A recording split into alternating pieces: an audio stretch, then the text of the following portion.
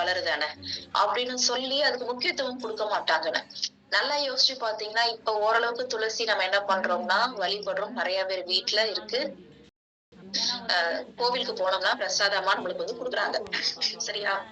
நம்மளுக்கு விஷ்ணு பகவானுக்கு உகந்ததுன்னு சொல்லி துளசியை தான் குடுக்குறாங்க. அது போக மீதி எல்லா கோவிலையும் தீர்த்தத்துக்குள்ள துளசி தண்ணியை தான் போட்டு குடுக்குறாங்க. இதுனா இல்லன்னு நினைச்சுக்கோங்க.